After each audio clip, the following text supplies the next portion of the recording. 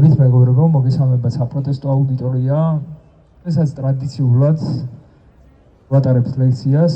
დღეს გვექნება ციფრულ უსაფრთხოებაზე საუბარი სამოქალაქო პროტესტის პირობებში და დავიწყებთ ლექციას ზუსტად ერთ წუთში. იგი სახოკიესთან ერთად გადავცემ მას სიტყვას. მადლობა ყველას. მადლობა დიტო. მოგესალმებით ყველას. როგორც ყოველთვის ცეცხლი ოლიგარქიას ჩვენ ესე ვესალმებით ხოლმე მეგობრები ერთმანეთს. მოგესალმებით ყველა თანამებრძოლს. ამდენი დღეა უკვე 200 მე რამდენი დღეა ერთად ვართ აქ და 226 კი ბატონო.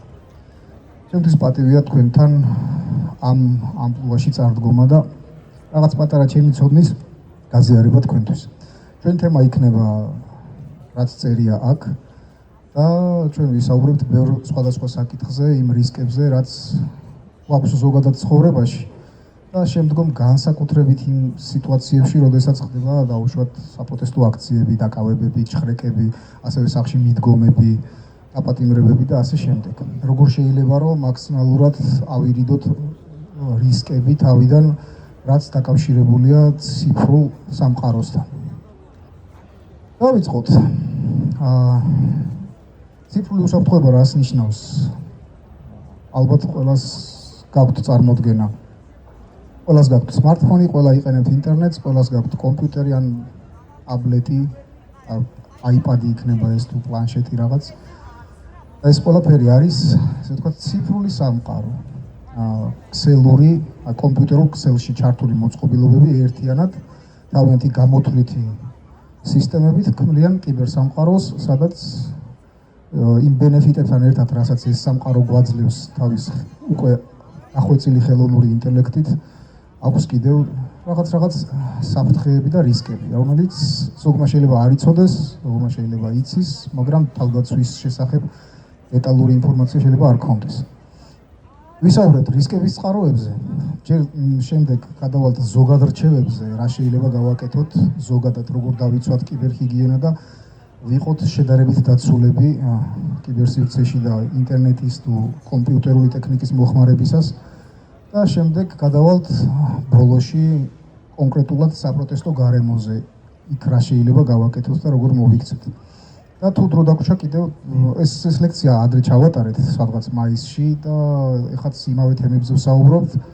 უბრალოდ რაღაც დამატებით გეტყვით შემდგომ ბოლოში დრო დაგვრჩა რა თქმა უნდა. დავიდით შემდეგზე. წავით. რისკების ძირითადი წყაროები რა არის? პირველ რიგში ჩვენ ყველანი ვახორციელებთ კომუნიკაციას რა ქვია ინტერნეტის მეშვეობით. ეს არის მესენჯერები, ეს არის სოციალური ქსელი და ყველაზე დიდი საფრთხე ეს არის ელექტრონული პოსტა. ჩვენ ახლა მაგალითად ადრე რომ მივდიოდით ხოლმე სტუმრასთან ბებია ბაბუებს დავყავდით ან ბიძებს ნათესავებში და ასე შემდეგ, ახლა საკმარისია რომ ავიმეგობროთ სოციალურ ქსელში ვინმე ჩვენი ნათესავი და პირდაპირ კომუნიკაცია იქ დგება ხოლმე და ეს ძალიან ამარტივებს კომუნიკაციის სფეროს. თუმცა ეს შეიცავს ძალიან ბევრ რისკებს, მათ შორის ყველაზე დიდი რისკები არის სოციალური ინჟინერია. სოციალური ინჟინერია რა არის? რო ავხსნათ, ეს არის ადამიანის მიერ, ანუ ასე ვთქვათ, ბოროტი აქტორის მიერ თავისი კონკრეტული ვიღაცა პირის ინსცენირება. ვთქვათ, იმპერსონიზაცია, ანუ მე ვასაღებ თავს იმად, ვინც არ ვარ და ვცდილობ შენ გაგაკეთებინო ის, რაც მე მინდა და დაგაზიანო შენ. ეს არის ზოგადად სოციალური ინჟინერიის ახსნა. ტელეფონი გამოიყენება, ასე ვთქვათ, ეს სოციალური ინჟინერია მოიცავს ფიშინგის სახეებს, რომელიც არის პირველ რიგში ტელეფონი და ყველამ კარგად ვიცით, რომ ჩვენ სპეცსამსახურებს მარტივად მიუწვდებათ ხელი მოსმენებზე. ასევე ხდება ხოლმე SMS-ების საშუალებით ვირუსული კოდების გაგზავნა და დაუშვათ ტელეფონში რომ მოგივათ რაღაც SMS-ი და რაღაც კოდზე გადასვლას გთხოვთ, იმაზე რომ გადახვალთ თქვენს ტელეფონში თუ ბრაუზერში ჩაჯდება რაღაც მავნე კოდი, რომელიც გააკეთებს ცუდ საქმეს თქვენთვის, ან ინფორმაციას გაიტანს, ან გახდება მოსმენის მსხვერპლი, მიყურადების მსხვერპლი. შეიძლება ეს იყოს სპეცსამსახურის მხრიდან, ან შეიძლება იყოს მავნე აქტორის მხრიდან ვიღაცა დაუშვათ სინგაპურიდან ან სიარა ლეონედან. მესენჯერიც სმიშინგი რას ნიშნავს? სმიშინგზე ვისაუბრე, ეს SMS-ით განხორციელებული ფიშინგია. ვიშინგი რა არის? იგივეა, ოღონდ გირეკავენ ტელეფონზე და გეუბნებიან, რომ მე ესა და ესა ვარ. და დავუშვათ გამაიზიარე შენი პაროლი, ან მითხარი შენი სახელი, პირადი ნომერი, ან სადახარო ამში. სადახარ მითხარი და ასე შემდეგ. ან ესეთი მაგალითად ბევრჯერ ყოფილა რომ დაურეკავთ მაგალითად სადაზღვევო კომპანიის სახელით კონკრეტულ პიროვნებასთან და გამოუძალიათ ესე ვთქვათ მოტყუებით პაროლები, ასევე TBC ბანკის, საქართველოს ბანკი და ესეთი სატელეფონო ხულიგნობას ქვია ვიშინგი მოკლედ. მესენჯერი იგივეა, რასაც სმიშინგი ქვია. მესენჯერშიც რავი ხშირად არის ხოლმე რომ წერთ ერთმანეთს, მაგრამ ერთი რამე არის დასამახსოვრებელი, რომ ჩვენ რასაც წერთ კიბერსივრცეში, მესენჯერი იქნება ეს სოციალური ქსელი, ვაიბერი, ეს WhatsApp-ი თუ რაღაც, იცოდეთ რომ ეს მიმოწერა თქვენს შორის არ არის. იმიტომ რომ თქვენ რასაც დაწერთ ან გაგზავნით, ეს გაივლის ათასობით სერვერს სანამ მივა ადრესატამდე. ეს ინფორმაცია სად ინახება, როგორ ინახება, ვინ როდის შეიძლება ამოიღოს, კაცმა არ იცის. ამიტომ იყავით ხოლმე ფრთხილად. ასევე მეორე ნაწილი აქვს ამას, რომ მეორე მხარეს ვისაც ემესიჯებით, თქვენ არასოდეს არ გაქვთ იმის გარანტია, რომ ის ზუსტად ის პერსონაჟის, ვისაც თქვენ წერთ. შეიძლება მისი აკაუნტი იყოს გატეხილი და უბრალოდ თქვენგან ინფორმაცია წაიღოს. ამიტომ ყოველთვის ერიდეთ ხოლმე ესეთ რაღაცებს. თუ რამე მნიშვნელოვანი გაქვთ სათქმელი ვინმესთან, გამოიყენეთ ხოლმე უსაფრთხო წყაროები. პირადად შეხვედრა ყველაზე კარგი ვარიანტი და გამოსავალია, თუმცა არსებობს უსაფრთხო მესენჯერებიც შედარებით, რომელიც 100%-ით არ ამცირებს რისკებს, მაგრამ შეიძლება რომ გამოვიყენოთ. ყოველ შემთხვევაში სპეცსამსახურებს მათზე წვდომა არ აქვთ და შეგვიძლია თამამად მოვიხმაროთ. ვებ ბრაუზინგი. ეს არის ინტერნეტის მოხმარება, საიტებს რო ხსნით ხოლმე კომპიუტერში, არავი, Google Chrome-ით, ბრაუზერით ან Microsoft Edge-ით, ადრე იყო Internet Explorer-ით, Opera, Mozilla Firefox-ი და ასე შემდეგ. ძალიან ბევრი ბრაუზერია, Brave, Tor და ასე შემდეგ. ბრაუზინგისგან მოდის ისეთი საფრთხეები, როგორიც არის, უშუალოდ ყალბი ვებგვერდები. რომ შეიძლება ვიღაცამ დაამზადოს ზუსტად ინტერნეტ ბანკის მსგავსი ანალოგიური ვიზუალის მქონე რაღაცა ვებგვერდი და შენ გეგოგონოს, რომ შენ ინტერნეტ ბანკში შედიხარ და შეგხავს შენი მომხმარებელი და პაროლი და უცებ შენი აკაუნტიდან რაღაცები ხდება. ეს მარტივი მაგალითი. ეს არის ფიშინგ ვებგვერდებზეა საუბარი. პაროლების დამახსოვრებას მოვერიდოთ კიდევ თვითონ ბრაუზერში. დამახსოვრებულ პაროლებზე თუ დაუშვათ რაღაცა მავნე ვებგვერდზე დაგეჭირათ მავნე ლინკზე, რაღაცა ვირუსულ ლინკზე თუ გადახვედით, შესაძლოა რომ თქვენს ბრაუზერში ჩაჯდეს რაღაცა სკრიპტი, ვიღაცის მიერ დაწერილი და ეს პაროლებიც წაიღოს და სესიების ინფორმაციაც მოიპაროს და თქვენი ნებისმიერი აკაუნტი Facebook-ით იქნება თუ Gmail-ი იქნება თუ რაღაცა ყველაფერს მოიპარავს სესიებს და პაროლებს შეგიძლიათ გატეხავს და თუნდაც მოიპოვებს თქვენს სისტემებზე. ამიტომ იფრთხილეთ ხოლმე ისეთ საიტებზე გადასვლისას, რომელსაც არ იცნობთ და არ ხართ დარწმუნებული და გადაამოწმეთ ხოლმე ლინკები რა, მოკლედ, რაზე გადადიხართ. შეიძლება რომ დაუშვათ გადახვიდეთ ისეთ რაღაცაზე, რომ თქვენს სისტემაში, ბრაუზერში ჩაითვირთოს კრიპტომაინინგის რაღაცა სკრიპტი და როგორც კი თქვენ კომპიუტერს გახსნით, თქვენი კომპიუტერი იწყებს მუშაობას, ოღონდ წერს ბიტკოინებს და ვიღაცას ამდიდრებს რა. თქვენ არ იცით ამის შესახებ. სკამით აღლითობაა იგივე, კუკიებზე, კუკი იგივე სესიების იდენტიფიკატორებია, რომლითაც ხდება ხოლმე სესიების მოპარვა. აი მაგალითად Facebook-ში რო შედიხართ, თქვენ ერთხელ რო დაუშვათ თქვენს სისტემას დაამახსოვრებთ, აი პაროლი დაიმახსოვრეთ და ყოველ ჯერზე გეზარებათ, რომ ახლიდან პაროლი შეიყვანოთ. ეს კუკი დამახსოვრებულია იმაში, ბრაუზერში. და თქვენ როდესაც Facebook-ს ხსნით ბრაუზერიდან, Facebook-ის აპლიკაცია აკითხავს ამ კუკის ეს უნიკალური დაგენერირებული კოდია ძალიან დიდი კრიპტოგრაფიული მექანიზმით, ოღონდ ტექსტური და ამას ხედავს და მაგით გცნობთ, რომ თქვენ ახართ. და ზუსტად მაგის მოპარვაზე იყო წევან საუბარი რა. ამიტომ კუკიებიც ხშირად ასუფთავეთ ხოლმე ბრაუზერში. ამაზე კიდევ ვისაუბრებთ. Wi-Fi. Wi-Fi კიდე სხვა საფრთხეა ამ შემთხვევაში. მოერიდეთ ხოლმე აქედან მოკლედ კიბერშეტევის დროს ყველაზე დიდი მიზანი შემტევისა, როცა ქსელურად გვიტევს და Wi-Fi-დან არის ის, რომ შენთან ერთად მოხვდეს ერთ ქსელში. მე უკვე მარტივია ქსელური აქტივობები, უბრალოდ დაგსკანავს, უდომადი გახდები და რაღაცა ხვრელს იპოვის და შემოძვრება. ამიტომ მოვერიდოთ ხოლმე უპაროლო Wi-Fi-ზე დაჯდომას.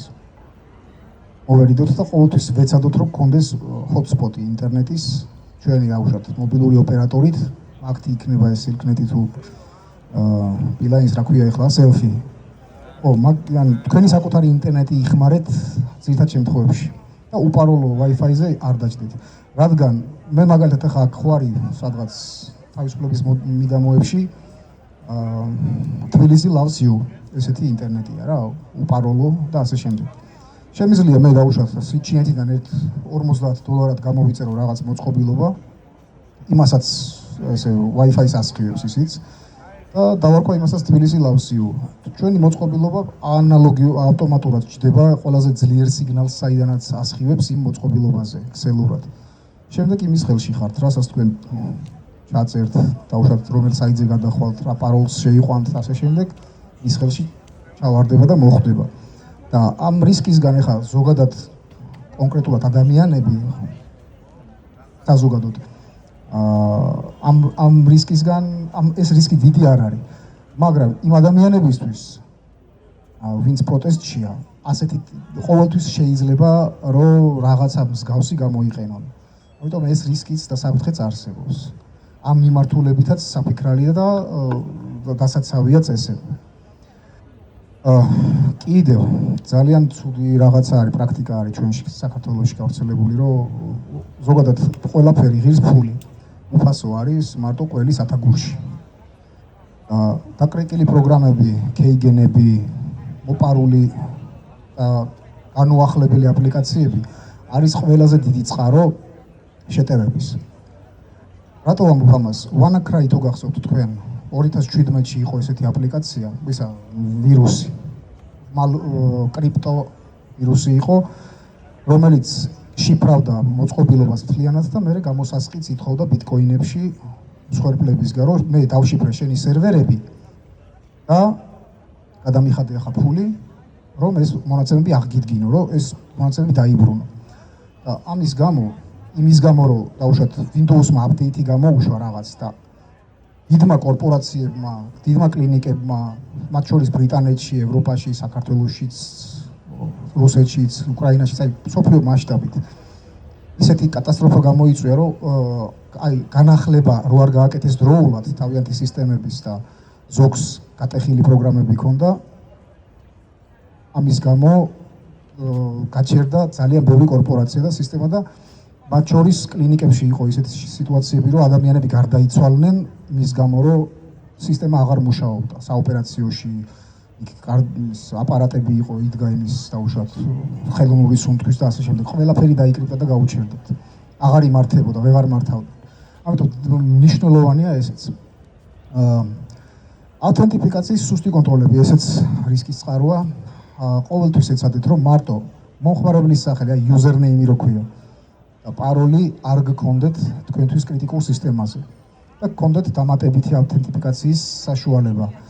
რას ნიშნავს ეს, რომ ან აუთენტიფიკატორით ერთჯერადი კოდებით შესვლა, ან SMS კოდით შესვლა, ან მეილზე მოსული კოდით შესვლა, რომ ან პაროლი შევიყვანე, username-ი შევიყვანე, მაგრამ კიდე დამატებით მთხოვს რაღაცას, რომელიც ჩემ ხელშია.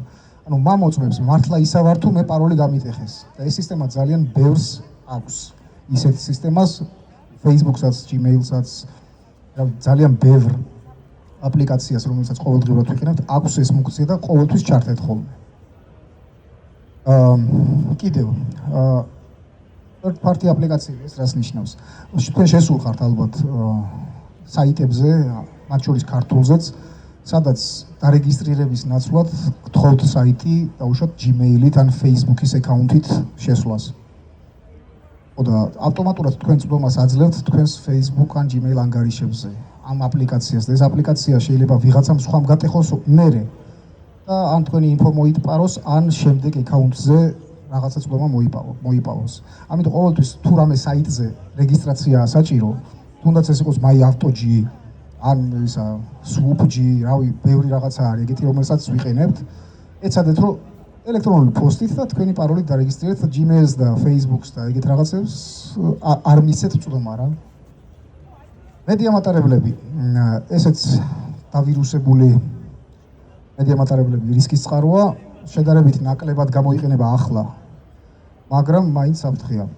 და ერთი ისტორია არის ესეთი, რომ ირანის ბირთვული პროგრამაზე ინფორმაცია და მე მისი დაზიანება ამ მედია მატარებლით მოიპოვეს ამერიკელებმა. 2000 რომელი წელი იყო 18 თუ 19 აღარ მახსოვს. ესეთი რაღაც გააკეთეს. ახურული სისტემა იყო მთელი ობიექტი, ბირთვული ობიექტი კვლევის და საერთოდ აი ბუზიც ვერ გადაფრინდებოდა, ისეთი სისტემა ჰქონდათ, ოღონდ კიბერსივრცეში. ანუ ჩაკეტილი იყო ინტერნეტთან წყარო წვდომა საერთოდ არ იყო იქიდან და გარედან საფრთხეები მაქსიმალურად იზოლირებული იყო. ამათ ქნეს ესეთი რაღაც. დრონებზე დაამაგრეს ერთი 40-ოდე ისა ფლეშკა, ეგრეთ წოდებული, დააწერეს Z confidential ან კონფიდენციალური და პატარა იმ ობიექტის ტერიტორიაზე ეზოში 1-3-4-გან ჩამოაგდეს. ერთ-ერთმა თანამშრომელმა უბრალოდ დაინახა, ვიღაცას ფლეშკა დაუვარდაო, წაიკითხა კონფიდენციალური, წავიდა კოთავის კომპიუტერში შეაერთა. აი მე რაც მოხდა, გაუწდა მთელი ირანი. აი ესეთი ამბავი იყო. ხო, ფიზიკური ზემოქმედებაც საფრთხე არის კონკრეტულად. მე იმ ფაქტს ვიძახი, რომ თუ თქვენ ტელეფონი ამ შემთხვევაში ვამახვილებ ყურადღებას სამართალდამცავზე. თუ თქვენ ტელეფონი სამართალდამცავმა წაიღეს, რაღაცა პერიოდის მერე უკან გიბრუნებენ, უკვე გადასაგდებია ჩათვალეთ. ის უსაფრთხო აღარ არის. ესეც იცოდეთ. ყოველ შემთხვევაში ყოველთვის ხდება რაღაცების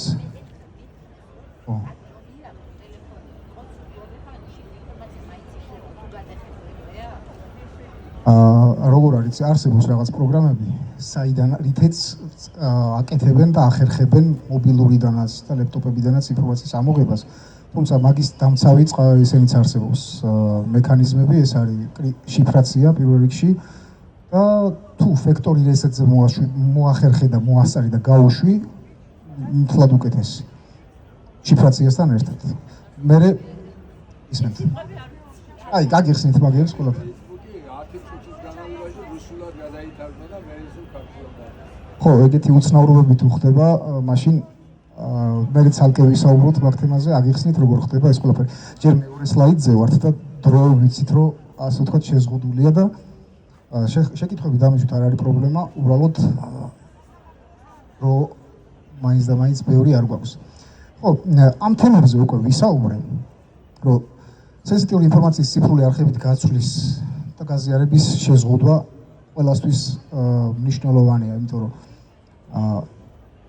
რასაც აკეთებთ სოციქსელში, ან ვისანაც რას ინფორმაციასაც უზიარებთ, ეს მარტო თქვენთან არ არის რა, საჯარო არის და შეიძლება თქვენ წინააღმდეგ იქნას გამოყენებული. ახლა მე იმას არ ვამბობ, რომ Facebook პოსტებისთვის რო იჭერენ და რაღაც ეს ამ შემთხვევაში რამდენიც გინდა თუ წეროთ, ყველას ვერ დაგვიჭერენ.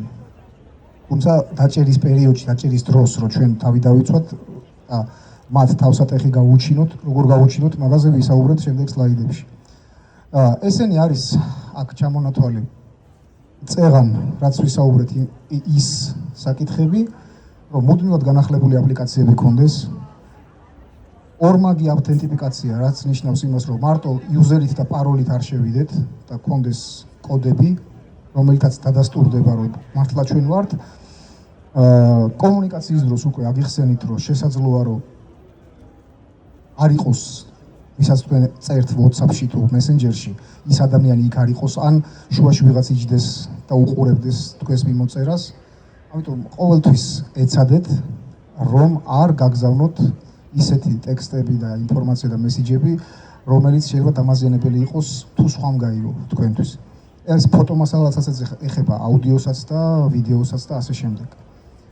და რაც ყველაზე მნიშვნელოვანია, რომ შეიძლება იმ მომენტში მართლა მას ესაუბრებით, მაგრამ ეს მიმოწერა ხო ინახება. და ოდესღაც თქვენ ხო არ ხართ დაზღვეული, რომ ან მას არ გაუტეხავენ Facebook-ს, ან Messenger-ს, ან თქვენ, ან უბრალოდ თქვენს შორის შავი კატა გაირბენს და უბრალოდ გაბრაზდება თქვენზე და მიმოწერას გაგისაჯაროებთ. ამიტომ ბევრი რისკები არსებობს ამასთან დაკავშირებით და ყოველთვის ეცადეთ, რომ თუ საშუალება არის, პირადად ესაუბროთ ადამიანს, ყოველგვარი აი დამსმენის გარეშე რა შემთხვევაში. Encryption ნიშნავს შიფრაცია. ეს არის როგორ ახსნა ახლა ისეთ ენაზე, რომ ყველასთვის გასაგები იყოს. რაღაცა ამალული კოდი არის რა, მაგალითად ბერო თქვენ რო გესაუბრებით, ჩვეულებრივ ხო იგებთ, მაგრამ ბავშვად ერთ-ერთი ის არის ვერსია ამის თითოეულ მარცვალს შორის ადრე იყო ხოლმე პოპულარული ჩვენში, აი რაღაცა მარცვალს ვამატებით, მაგალითად მაწა გაწა ლიცი დაწა რაღაც ეგეთი რა თითოეულზე და ყველას ესმოდა რა იყო. ოღონდ იცოდა ის შიფრი როგორ განეშიფრა, როგორ გაეგო. დაახლოებით იგივეა, ოღონდ ძალიან რთული მათემატიკური და კომპიუტერული ალგორითმით და შიფრავს ციფრულად. და ეს ეხება როგორც კომუნიკაციას, ესეც იშიფრება და გამოიყენეთ აუცილებლად და drive encryption-ი ნიშნავს მყარი დისკი, რაც დაუშვათ ტელეფონში არის, ლეპტოპში არის. ესეც უნდა დაშიფროთ და მაგისი განსაბლოკი გასაღებები უსაფრთხო ადგილას უნდა შეინახოთ. ამაზე კიდევ ვისაუბრებთ დეტალებში. ხო, თქვენი მონაცემების სარეზერვო ასლები აკეთეთ ხშირად, რომ არ დაიკარგოს, ან მოპარვის შემთხვევაში, რომ დაუშვათ ვიღაცამ თუნდაც რავი პოლიციამ წაიღო და იმას გონია, რომ აღარავის აღარ აქვს და სულ გაანადგურა, სადღაც უნდა გქონდეთ მაინც ისეთი თუ გაქვთ რამე, რაც თქვენ გამოგადგებათ თუნდაც გამოძიებისას, თქვენი თავის დაცვისას სასამართლოზე და ასე შემდეგ. და cloud სერვისები კიდე, სადაც ამ მონაცემებს ინახავთ, მაგალითად ფოტოების სინქრონიზაცია Google Photos-ში თუ რავი, Drive-ებზე, ეს მონაცემებიც დაიცავით აუცილებლად და მასზე შესასვლელადაც იგივე ნორმები გამოიყენეთ, რაც ვახსენე, აი აქ წეღან ორმაგი ავთენტიფიკაცია და სიფრთხილე, პაროლის ხშირი ცვლა კიდევ და რთული პაროლები. შემდეგზე გადავიდეთ. ხო, რა შეიძლება იყოს უსაფრთხო კომუნიკაციის ის არის, რა ქვია, ესენი მესენჯერები, სიგნალი. სიგნალი ამ შემთხვევაში ყველაზე უსაფრთხოდ რა ჭირს ამას?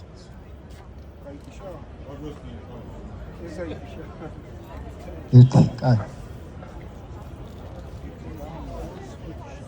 აი, ვისაუბრებ მაშინ. Deep-state webs-თვის, კაი. სიგნალი ერთ-ერთი უსაფრთხო აპლიკაციად ითვლება. მათ შორის შეგიძლიათ WhatsApp-ი გამოიყენოთ, ოღონდ თქვენი იდენტიფიცირება შესაძლებელია მაგ მესენჯერით. ასევე არის ეგრეთ წოდებული session messenger-ი, რომელიც პირდაპირ სერვერის გარეშე უკავშირდება კონკრეტულად ადრესატს. ძალიან კარგია ხოლმე ჩაკეტილ სივრცეში, მოკლე სივრცეზე, თან არ იყენებს ხშირად ასე რა ქვია. რა ქვია იმასაც. ქსელ ინტერნეტს არ იყენებს და Bluetooth-ის საშუალებით შეგიძლიათ რომ ააწყოთ კომუნიკაციის ეს სქემები. როდესაც დიდი ჯგუფური მოქმედების დროს დაუშვათ არის რაღაცა ადამიანები ერთმანეთთან კომუნიკაციას თუ იყენებენ და არ უნდათ რომ იდენტიფიცირებადი იყვნენ და თან კომუნიკაცია ქონდეთ მუდმივი, ეს მესენჯერები არის session messenger-ი და briar messenger-ი. ეს მოგვიკვდა ეთქობა ეს ჩვენი პროექტორი, ამიტომ გავაგრძოთ ესე. არის კიდე briar და session messenger-ები. ერთი სხვა არის, მეორე სხვა. არა, გავიჩერდე? კაი, მე გავაგრძელებ მაშინ. და კიდე რაც ყველაზე მთავარია, კომუნიკაციის დროს ძალიან და განსაკუთრებით პროტესტის პირობებში, განსაკუთრებით, რომ თქვენ მოწყობილობებს ხო დაიცავთ, დაუშვათ, უსაფრთხოების ნორმებს მიყვებით, აპდეიტები გაქვთ, შიფრაცია გაქვთ, 2FA გაქვთ. ყველაფერი გაქვთ, მაგრამ თქვენს ირგვლივ ვინც არის გარემოცვაში, მათი მოწყობილობების უსაფრთხოებაც მნიშვნელოვანია. შეიძლება თქვენთან ვერ შემოაღწიონ, მაგრამ შემოაღწიონ თქვენი შვილის ტელეფონიდან, თქვენი დედის ან ახუნათესავის ან ძმაკაცის ტელეფონიდან. როცა მესენჯერებში ხართ ამ შემთხვევაში და ისიც აი თუ დაუშვათ განსაკუთრებით პროტესტის პირობებში, როცა აქ ხართ და მართლა საფრთხე არის იმის, რომ ვიღაცა გისმენს, ვიღაცა გაყურადებს, ყველას ვალდებულებაა ეს, რომ თავის უსაფრთხოებას მიხედოს და თავისი გარემოცვისასაც და ყველას უთხრას აუხსნას, რომ რა საფრთხეები შეიძლება გაჩნდეს აქედან.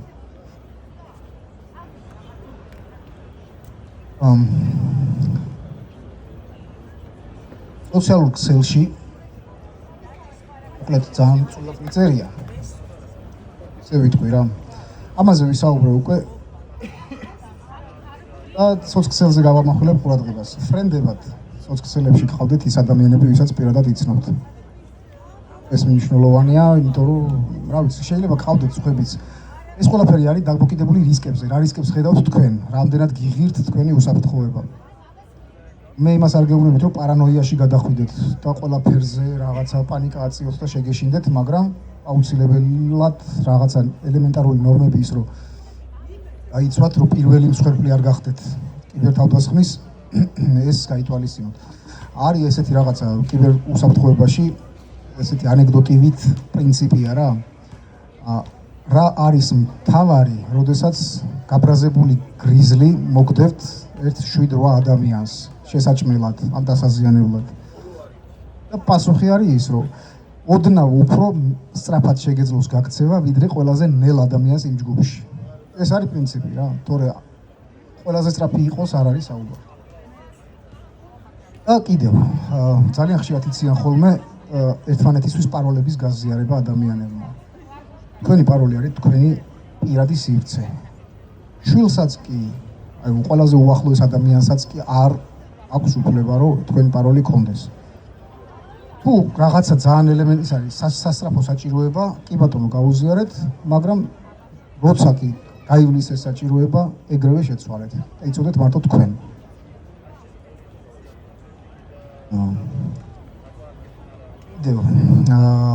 სოციალებში გვაქვს ხოლმე ესეთი რაღაც. ყველა Facebook-ს, Gmail-ს, Google-ს და ასე შემდეგ, რასაც აქტიურად ვიყენებთ, Instagram-საც, აქვს ესეთი საშუალება, რომ გაჩვენებთ რომელი დროს, რომელი მოწყობილობიდან შევიდნენ თქვენს ანგარიშზე. და ესენი ხშირად ამოწმეთ ხოლმე. შესაძლებელია, რომ დაუშვათ ვიღაცა ცადა შემოსვლა, ან და წარმატებით შემოვიდა, მაგალითად, რავი, ირანიდან, შეიძლება არ იყოს ირანი, მაგრამ იყოს ჰოლანდია, შეიძლება იყოს, რავი, სანდო ქვეყანა, თუმცა თქვენ არ იყოთ ეს. და ამიტომ ესეც აკონტროლეთ ხოლმე და არასანდო სესიები გათიშეთ ხოლმე Facebook სესიებიდან. და აკონტროლეთ ხოლმე კიდევ თქვენი privacy, ეგრევე პრივატულობა ქვია ამას, პირადი სივრცე სოციალურ ქსელებში, რომ ზედმეტი ინფორმაცია, რაც არ არის საჭირო, რომ საჯაროდ იყოს, გაუზიარეთ მხოლოდ მეგობრებს და შინაურებს. იქ ჯგუფების საშუალებაც არის ამისი, რომ გაკეთდეს, რომ ვის რა ნახვა კონდეს და წვდომა თქვენს მიერ გაზიარებულ პოსტებზე, თუ საჯაროდ გინდათ, ეს კი ბატონო, არ არის პრობლემა. გადავედით შემდეგზე. მოსმენები მასე ტელეფონზე. მაგისი ინდიკატორები რა შეიძლება იყოს. პირველ რიგში ეკო. თუმცა ეკო აპრიორი არ ნიშნავს იმას, რომ უეჭველი გისმენენ, მაგრამ ერთ-ერთი, ანუ 10-დან 8 შემთხვევაში ნიშნავს, რომ გისმენთ. კონტროლ პასუხი ზარით საკონტროლო კასადი. ეს გადის. აი იმ ადგილზე უნდა დააკვირდეთ სამოსმე ვეიქულს. აი განსხვავებული პირველი ორი ზარი გადის და მე განსხვავებული ზარი გადის. ან დაყოვნება ხდება 1-2 ზარის, მე იმის აუნის იდენტიფიკაცია ხდება და მე განსხვავებული სხვა აუნი გაძლევს იმ კონტროლ პასუხს. აი დაყოვნების ზაში სხვაზის რო გადის, რა ქვია, გუდოგი, აი გუდოგის იმას მოусმენთ სიხშირეს როგორი ტემბრით გადის და მე განსხვავებული გუდოკი თუ დაისმა ერთ გუდოკი თუ არ არის კონტროლი მაშინ აუცილებლად იქ სხვა აუნია ჩართული და უკვე იქ გამორიცხული ვარიანტია რა აი ეხოზე არა ადგილობრივი დეფექტი ეხო არ არსებობს ეგ ეხო ჩათვალე არ პიტაპის სასიგნალო ლინკზე ჯდებიან აი სასიგნალო ლინკზე ჯდებიან აი იქ ხდება სხვა გუდოკი სხვა აუნის სიგნალია აი იქ პირველი გუდოკი თუ არ დაეთქვა დანარჩენ გუდოკს იქ უკვე არ არსებობს სხვა ორი იქ ზიანია მადლობა დიდი ხარით და მოსმენა მარტო GSM ოპერატორებით არ ხდება ეს შეიძლება მოხდეს ციფრული მესენჯერებში აი წეგარაც ვახსენე WhatsApp-ი, Priari, social messenger-ები უსაფრთხო მესენჯერებად ითვლება მაგრამ ფასი ეკარგება მის უსაფრთხოებას როდესაც თქვენ არ იცავთ სხვა ნორმებს მაგალითად გადადიხართ საეჭვო ბულებზე რაღაც საიტებზე შედიხართ რაღაცებს აკლიკებთ ან შეუმოწმებლად აი ვებ ბრაუზინგში თუ მესენჯერებში თუ ნორმებს არ იცავთ თქვენი ტელეფონი და მოწყობილობა თუ ინფიცირებულია მაშინ რა უსაფრთხო მესენჯერიც და რა უსაფრთხო აპლიკაციაც არ უნდა დაიყენოთ ტელეფონებში თუ კომპიუტერებში აზრს კარგავს ყველაფერი რა იმიტომ რომ წვდომა აქვთ უკვე და ის ინფორმაცია წვდომადია გარე სამყაროს მიერ შეიძლება ეს იყოს კიბერშემტევი გარედან ვიღაც შეიძლება ის იყოს სპეცსამსახური კიდე ერთი ბატარეის სწრაფი დაჯდომა ან გაცხელება სტანდარტულად გამოყენებისას ეს ნიშნავს რომ რაღაცა ვირუსი გიზით ტელეფონში და სავარაუდოდ spyware-ია რომელიც თქვენგან ფარულად უკავშირდება სერვერებს და თქვენი ინფორმაცია სადღაც იგზავნება. არის კიდევ აპლიკაციები, დაუშვათ რომ ისეთები რომელიც თქვენ ტელეფონში რო ჩახედავთ და რაღაც აპლიკაცია გაჩნდება. გაჩნდება რა, უცებ აღმოაჩენთ რომ ეს არასოდეს დაგიყენებიათ. ნიშნავს რომ რაღაცაშია საქმე. მინიმუმ ალარმი ანუ კანგაშის სიგნალის ასატეხი საფუძველია. შეიძლება არ აღმოჩნდეს, ოდესღაც დააყენეთ და აღარ გახსოვთ, მაგრამ მაინც ყურადღება გჭირდება ამასთან. ქსელური ტრაფიკის გაზრდა. პრინციპში ხო, ოდესაც ტელეფონი დავირუსებულია, ქსელური ტრაფიკი ძალიან აქტიურად მიდის და მაგალითად, ეხლა ზოგს ულიმიტი აქვს ტელეფონებზე ჩართული ინტერნეტი ყოველთვიურად ყიდულობს და შეიძლება ვერ ხვდებოდეს, მაგრამ ვისაც დაუშვათ რაღაც 3 გიგაბაიტიანი პაკეტი აქვს 5 გიგაბაიტიანი, თუ იმაზე სწრაფად იცლება თქვენი ტრაფიკი, აი გიგაბაიტები გაკლდებათ, უკვე ესეც რაღაცის ნიშანია. და კიდევ ესეც დაახლოებით ერთ-ერთი ინდიკატორია, ოღონდ არასოდეს არ არის ყოველთვის ესე, მაგრამ მაინც იცოდეთ რა. თუ დაუშვათ კამერის ან მიკროფონის გამოყენებისას ტელეფონი ჭედავს ხშირად. რო დაუშვათ ან გაიყინა, ან რაღაცამ გაჭედა, ეს შეიძლება დიდი ალბათობით იყოს უბრალოდ Android-ის სისტემის რაღაც ბაგი, ან რაღაცა, ან iPhone-ის, მაგრამ შესაძლოა ამასაც ნიშნავდეს, რომ რაღაცა მავნე კოდი ზის ტელეფონში. და ეგ არის პრინციპში. ეს გავიარეთ. სმარტფონების შემთხვევაში რა უნდა გავაკეთოთ, რომ შედარებით დაცულები ვიყოთ? ეს არის full disk encryption, ანუ მყარი დისკის შიფრაცია, რაც ახალი თაობის Android-ებს, iPhone-ებს ყველას აქვს, ზოგს ავტომატურად აქვს ჩართული, ზოგს კიდევ უნდა ჩაუვარდოთ, თქვენ უნდა გაუაქტიუროთ სეტინგებიდან. და ეს რაში გვეხმარება, რომ დაშიფრული მყარი დისკიდან ტელეფონის თუ თქვენ დაუშვათ აგიჭირეს ან ტელეფონი დაკარგეთ ან წაგართვეს ან რაღაც თქვენი ინფორმაცია ძნელად აღსადგენი იქნება. არის რაღაც ხელსაწყოები, რომელთაც აღადგენენ, თუმცა თუ მოასწარით ამ დაშიფრულ მყარდისკიან ტელეფონზე და სისტემ რესეტი გაუშვით, მე ჩათვალეთ, რომ მაგას ალბათ ისრაელის სპეცსამსახური თუ მიხედავს, აქ ვერ მიხედავენ მაგას. კიდევ ბიომეტრიული ავთენტიფიკაცია ტელეფონზე გამოვხდოთ. თითის ანაბეჭდი და სახის ცნობა არის საფრთხე. იმ საპროტესტო გარემოში განსაკუთრებით, რადგან ხა ძალადობით, ამათ არ უჭირთ ძალადობა ზოგადად. ეს სამართალდამცველებს და შეიძლება ძალით ითივა მან მოგტეხონ მოგჭრან დაადონ ან ძალით დაგადებიდან ან სახეზე მოგიშვირონ სანამ სახეს ისე მოგიქცევენ რომ ტელეფონმაც ვერ გიცნოს. ამიტომ ეს გამოვთოთ და კიდევ რა უნდა გამოვთოთ? SMS ავთენტიფიკაცია. ხო თუ ახსენეთ წეღან SMS კოდები. იქიდან გამომდინარე რომ ჩვენი სპეცსამსახურებისგან კონტროლდება და მარტივად შეუძლიათ მოსმენაც მათ შორის SMS-ების საკითხვაც, იმიტომ რომ SMS-ი გადაიცემა დაუშიფრავი არხით. ანუ გავგზავნე ტექსტი და Excel-ში მიდის ზუსტად ის ტექსტი. დაშიფრული ტექსტი რას ნიშნავს? ავკრიფე 1 2 3 4 აიშიფრა, გახდა რაღაცა, რავი, 9 ნიშნა ციფრი და გაყვა გასაღები. ვისთანაც მივიდა, იმან თავისი გასაღები მოარგო, რომელიც მე გავგზავნე, მაგრამ მოკლედ გასაღებების ამბავია და იმან განშიფრა და წაიკითხა 1 2 3 4, ანუ შუაში ვერავინ ვერ განშიფრა. და SMS ეს ფუნქცია არ აქვს და ამიტომ SMS-ების გადაჭერაც შეუძლიათ სპეცსამსახურებს და დაუშვათ თქვენი მეილი, პაროლი თუ გათქმევინეს, მაგალითად ძალით ან ძალადობით, ტელეფონიც ხო ჩართული აქვთ, იქ SMS კოდიც იქ მოვა. მაგრამ ტელეფონიც რო არ გქონდეთ, SMS კოდსაც დაიჭერენ თუ გატეხვა უნდათ თქვენი აკაუნტის. ამიტომ გამოიყენეთ ავთენტიფიკატორები, ეს არის აპლიკაცია სპეციალური, Microsoft-საც აქვს და Google-საც, რომელიც თითოეული სისტემისთვის ერთჯერად კოდებს აგენერირებს. DigiPassive-ით არის რა, ბანკებს რო აქვთ, TBC ბანკი, საქართველოს ბანკი რაღაც გადარიცხვის დროს რო და დასადასტურებლად გთხოვთ რაღაც ერთჯერად კოდს, რომელსაც რაღაც დროის მერე ვადა გაზდის და ვეღარ გამოიყენებ. და მეილი არის კიდე ერთ-ერთი კაი საშუალება, რომ მეილზე მოვიდეს კოდი და არა ტელეფონზე, SMS-ის სახით. კიდევ რა, ტელეფონის ხშირი დარესტარტება არის ძალიან კაი პრაქტიკა და ტელეფონში გქონდეს ყველაფერი, ყველა აპლიკაცია განახლებული. აკონტროლეთ ხოლმე აპდეიტები, ეს იქნება Play Store თუ App Store, არ აქვს მნიშვნელობა, შედით და თუ რამე აპლიკაცია განსაახლებელია, განაახლეთ ყოველთვის. ეგრევე მომენტალურად თუ ავტომატურზე ჩართავთ უკეთესია.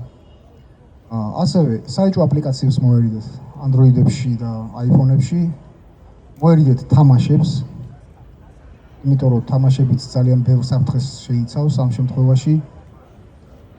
და მესენჯერები გამოიყენეთ უსაფრთხო, ეგ არის რა. და აპლიკაციები კიდევ გამოიყენეთ სანდო ვენდორების, მწარმოებლების.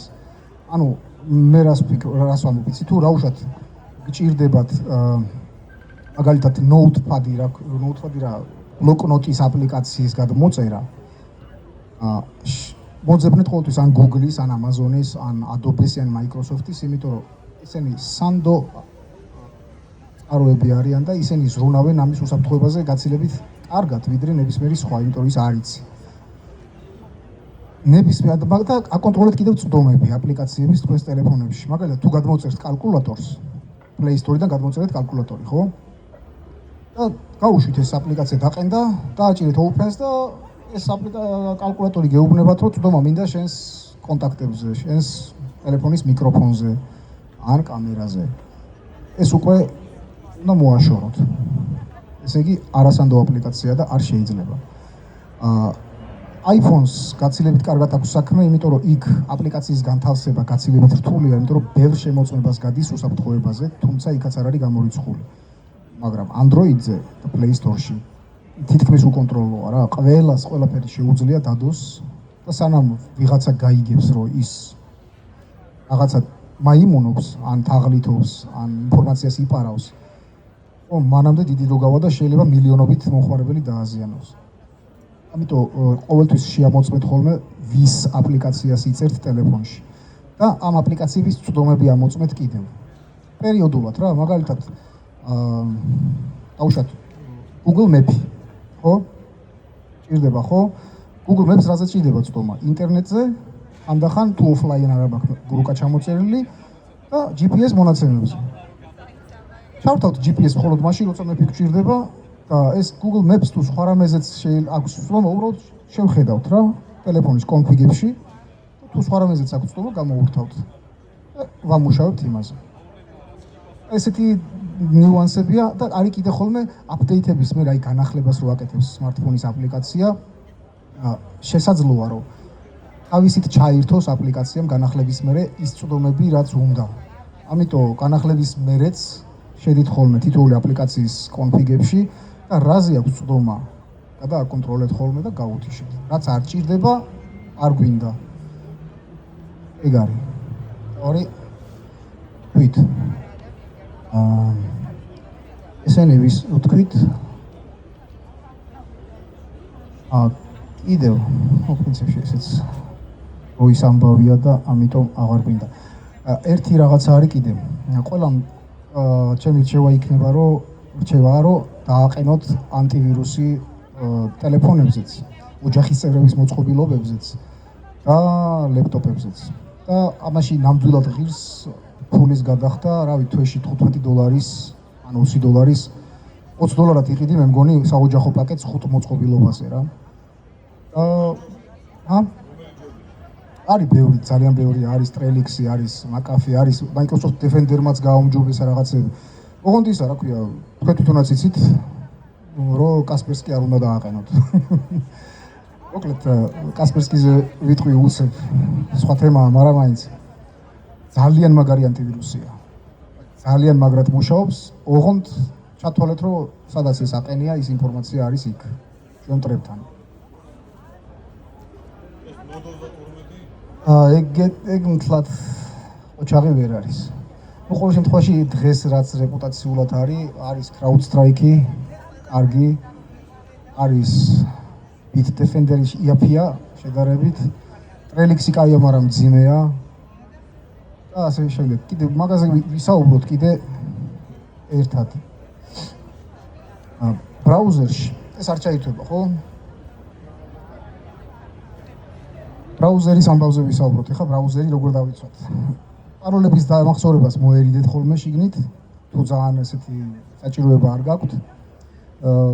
საეჭვო საიტებზე არ შეხვიდეთ. აი, რო შედიხართ ხოლმე რაღაცა რომელიღაც დავუშვათ ქართულ საიტზე შედიხართ და რაღაცები ციმციმებს რა, ზოგან აი ამდენ ხანში დავიკელი, ჩემი სასქესო 2 კვირაში ამ ხელაზე გავიზარდე და რაღაცა და აი საშინელებები არის რა, რო ციმციმებს ხოლმე ეს. ეს ნიშნავს, რომ იმ საიტზე კი არ არის. იმ საიტზე არის ეს რეკლამები ავტომატურად ჩაშენებული და ეშვება. და ამიტომ ამებს მოერიდეთ ხოლმე და ამისგან თავის დასაცავად ყველაზე კარგი ბრაუზერი ამ შემთხვევაში შემიძლია გირჩიოთ, ეს არის Brave ბრაუზერი და არის Tor ბრაუზერი. ანუ ამ ესეთ რაღაცებს, აი ნებისმიერ საიტზე სადაც შეხვალთ, აი მაგ რაღაცებს უბრალოდ არ გიჩვენებთ, ბლოკავს რა, იბლოკება და არ გამოდის ეკრანზე. თორე ის როდესაც ეკრანზე გამოდის, ნიშნავს, რომ მაგასთან ერთად ეს კი ციმციმებს, მაგრამ სკრიპტია გაშვებული. რაღაც. და კიდევ ეგეთ ბრაუზერებზე შესვლისას შეიძლება მოაგდოს, რომ აი შენი კომპიუტერი დავირუსებულია, შენს კომპიუტერში ვირუსი აღმოაჩინე და დააჭირი აქ, რომ ანტივირუსი ჩამოტვირთო. დააჭერ, რაღაცას ჩამოგატვირთინებს. და მორჩა რა, კომპიუტერი დავირუსებულია მოკლედ. ანუ გატყუებს, რომ მე ვარ ანტივირუსი. ასე შემდეგ. კუკიები და ქეში, რომ აი ეს ბრაუზერებს ყველას აქვს ესეთი ფუნქცია, რომ შეგიძლია ჩაურთო, რომ დახურვის დროს ქეში ნიშნავს მეხსიერებას, რომელიც სწრაფი მეხსიერებაა რა.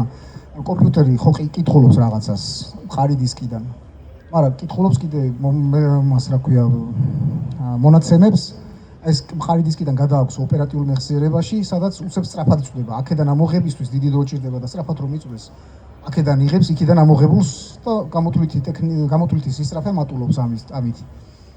აი ეს ქეში არის ეგ და კუკიებზე წეღან ვისაუბრე, სესიების დასამახსოვრებელი ხელსაწყოა. და ბრაუზერები შეგიძლიათ დააყენოთ ისე, რომ გათიშვისას ეს კუკიები წაიშალოს და გასუფთავდეს. და ეს ქეშიც.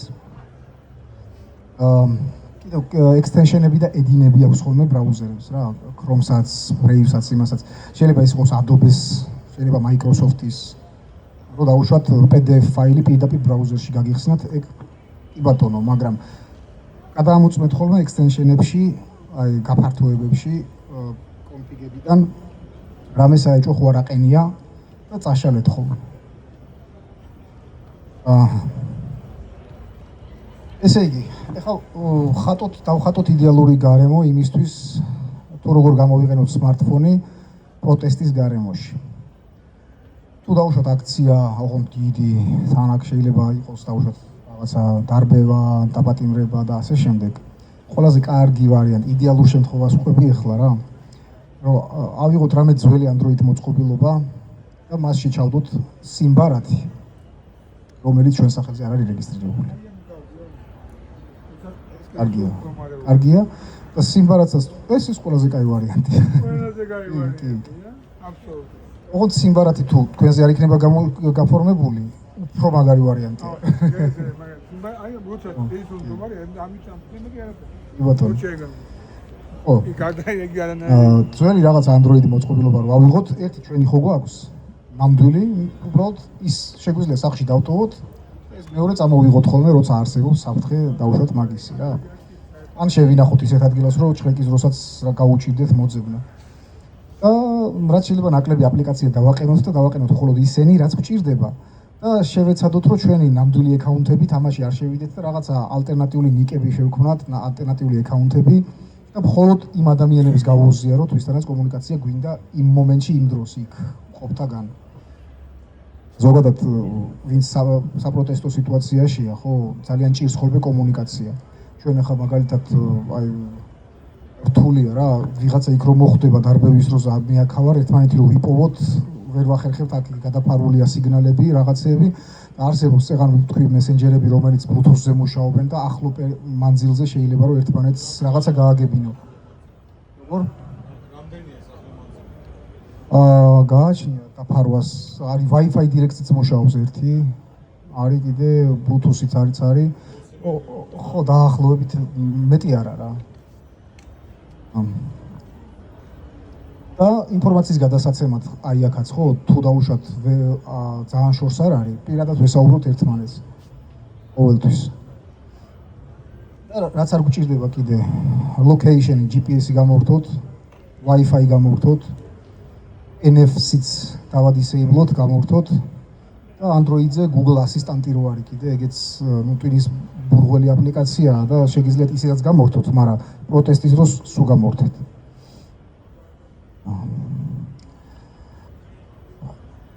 ეს ვთქვით.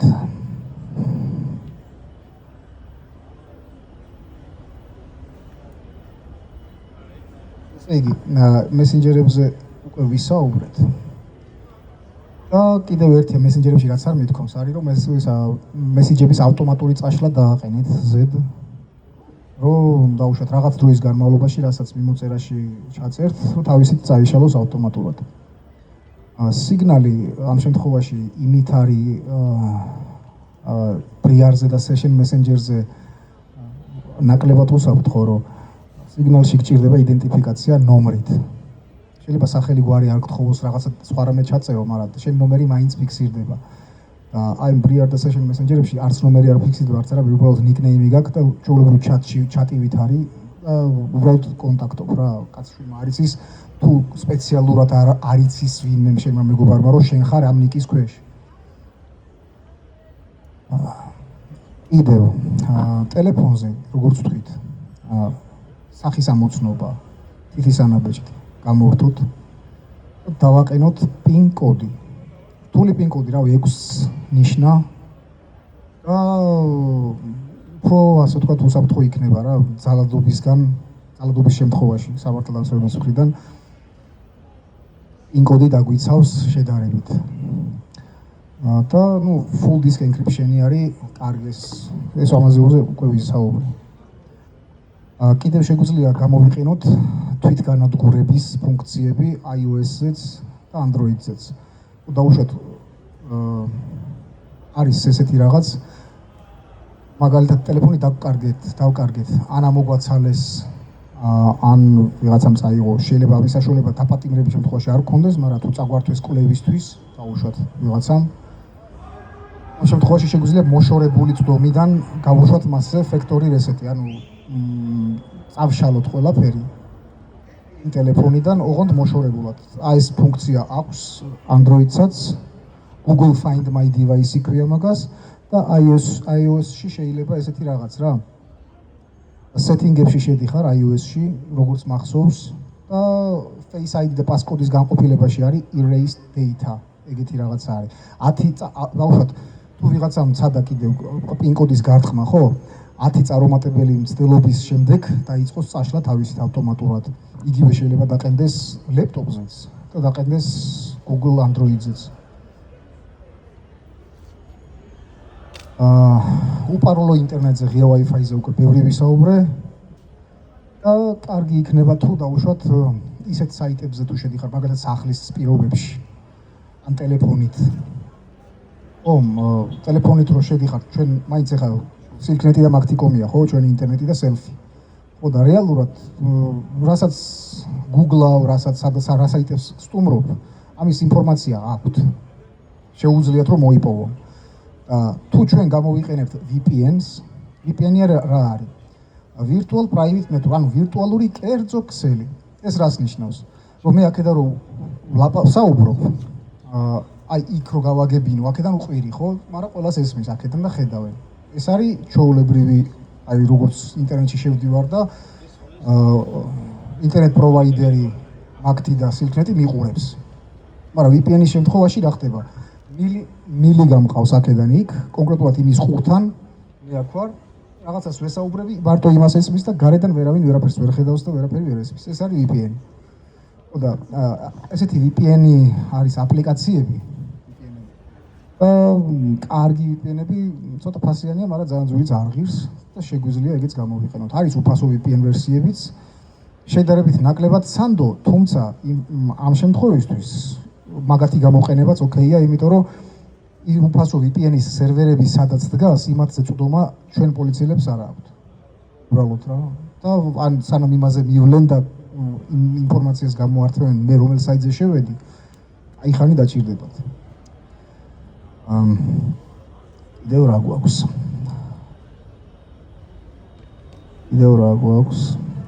დაკავების ან ჭხრეკის საფრთხისას.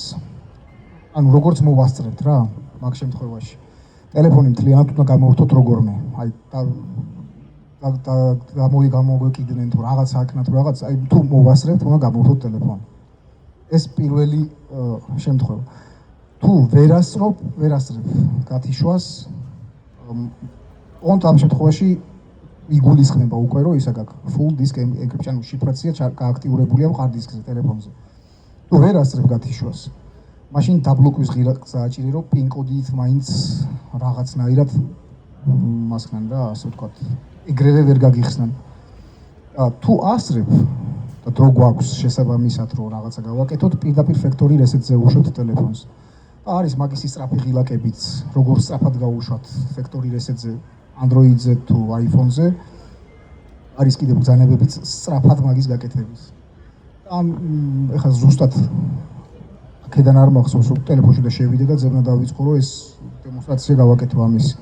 მაგრამ კარგი ვარიანტია იმისთვის რომ ჩვენი ინფორმაცია დავიცვათ. და იმათ ხელში არ მოხვდეს.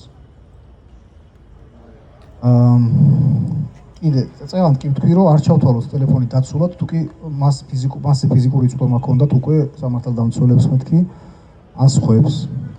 და კაი პრაქტიკაა კიდე ის რომ თუნდაც მესენჯერში ან პირად კომუნიკაციაში რაღაცა პაროლები ან keyword-ები გქონდეს რაღაცა ისეთი რომ დაუშვათ, აი რაღაცას რო ვიტყვი მაგალითად ტუალეტში ვარ. რომ მიწერ, ეს ნიშნავს რომ ვიღაცამ დაგიჭირა სიტყვაზე. აი ძალიან მარტივი რაღაცა. აი ეს ფრაზებით ძალიან მარტივდება კომუნიკაცია და კოორდინაცია ერთმანეთთან. გინდა მესენჯერში იყოს, გინდა ვერბალური კომუნიკაციით. ლეპტოპებზე გადავიდეთ ახლა. ლეპტოპები ყველას გვაქვს, ხო, სახლში. ძალიან დიდ ხანს ხوار გამიგრძელდა, რომელი საათია? საათი გაგვივიდა უკვე. მაგრამ 10 წუთიც და ეგ არის. ესე იგი, Windows შემთხვევაში